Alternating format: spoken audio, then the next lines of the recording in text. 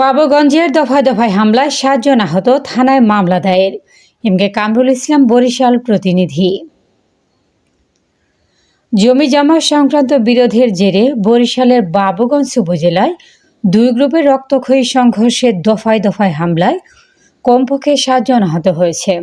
এ ঘটনায় উভয় পক্ষে বাবুগঞ্জ থানায় মামলা দায়ের করেছে। মামলা এলাকাবাসী সূত্রে জানা গেছে, উপজেলার চরহুগলা পাতিয়া গ্রামে বিরোধী ও সম্পত্তিতে গরু বাধাকে কেন্দ্র করে এই হামলার ঘটনা ঘটে। এতে নেসারউদ্দিন, তার স্ত্রী রেনু বেগম, শালিকা নীলফাইয়া বেগম, রাশেদুল রহমান, জুবাইর ও জহিরুল হামলায় গুরুতর আহত হয়। স্থানীয়রা আহতদেরকে উদ্ধার করে বরিশাল শেরেবাংলা মেডিকেল কলেজ হাসপাতালে ভর্তি করান। নেসারউদ্দিনের কন্যা জরিনা বেগম সাংবাদিকদের বলেন, আমার বাবা ওই জমিতে গেলে গত 16 ডিসেম্বর আমার বাবাকে বেধড়ক মারধর করে।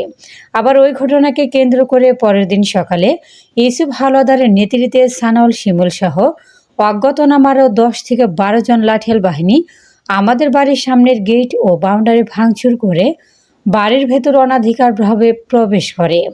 আমার বাবা ও মাকে এবং আমার খালাসহ বাড়িতে থাকা সকলকে বেধড়ক মারধর করে রক্তাক্ত জখম করে। তারা বর্তমানে বরিশাল শেরেবাংলা মেডিকেল কলেজ হাসপাতালে চিকিৎসাধীন রয়েছেন।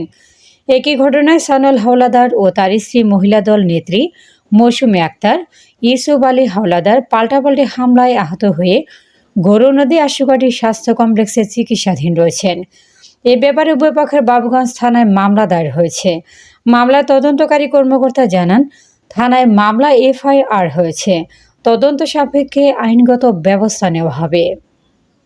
রাখছে 4-5 জন যাইয়া এগুলো জমি জমা সংক্রান্ত এগুলো নিয়ে উদ্দেশ্য করে পরের দিনে আবার আমাদের বাড়ি এসে হামলা করে ভাড়াটিয়া লোকজন নিয়ে এসে সানাউল এবং ওই ইউসুফ হাওলাদার দুইজনের নেতৃত্বে ভাড়াটিয়া গুন্ডা নিয়ে ভাড়াটিয়া ছেলেপেলে নিয়ে এসে আমাদের বাড়ি হামলা করে।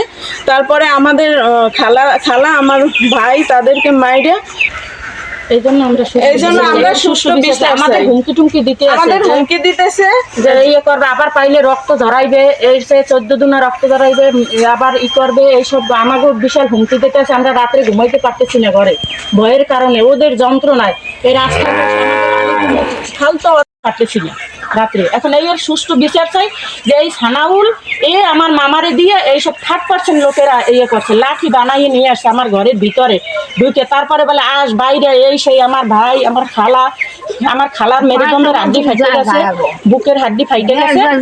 এখন এই বিষয় নিয়ে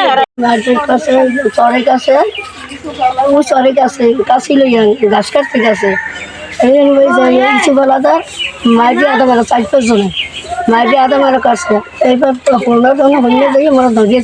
বিগত 4 বছর যাবৎ ঝামেলা চলতেছে, মামলা হামলা অনেক কিছু চলতেছে। তারপরে এরা আরো কয়েকবার জমি মাপার সময় অন্য লোক নিয়ে মারবে ধরবে, তখন আমি উপস্থিত ছিলাম। এই গত পরশুর ঝামেলার সময় আমি এই জায়গায় উপস্থিত ছিলাম। আমি আসছি আমার এলাকার আমার বাড়ি।